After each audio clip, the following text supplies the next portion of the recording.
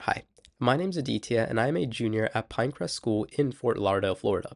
My project is a joint communication and vision framework for post-disaster drone swarm search and rescue. According to the United Nations, approximately 240 million people were impacted by natural disasters and wars in the past year alone, with millions requiring search and rescue. Growing up in Florida, I've seen firsthand how hurricanes have impacted my friends and family across the state, and that personal connection is what drove this research. In most disaster scenarios, search and rescue is conducted by human teams on the ground, but these operations are slow and limited in scale. Responders can only cover so much terrain, and in collapsed or flooded environments, many areas are simply inaccessible on foot. As a result, drone swarms have emerged as a powerful alternative, capable of rapidly exploring large disaster zones from the air and detecting survivors. However, current drone swarm systems face two critical shortcomings.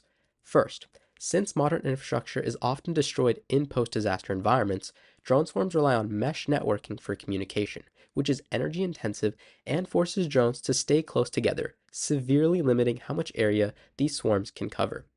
Second, they rely on a single object detection model for survivor detection, and in cluttered post disaster environments filled with debris, these models are prone to making mistakes. More complex multi-view fusion approaches exist, but they drain energy and require multiple drones at the same location simultaneously, which directly conflicts with maximizing coverage.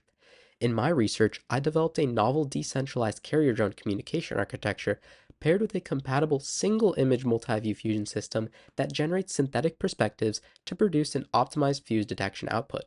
In simulation, the communication architecture increased area coverage by approximately 6 times compared to the most optimal mesh networking configuration.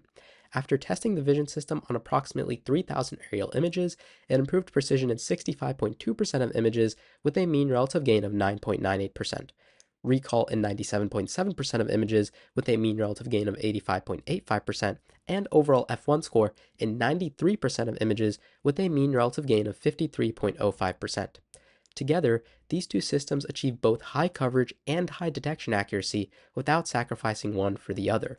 In terms of limitations, my research relies largely on synthetic disaster datasets, as no publicly available post disaster datasets with real human subjects exist. To address this, I'm currently partnering with the drone company to implement and test my system on real aerial imagery in post disaster environments. My ultimate goal is to put my model into practice and help rescue survivors after natural disasters inevitably strike. Thank you.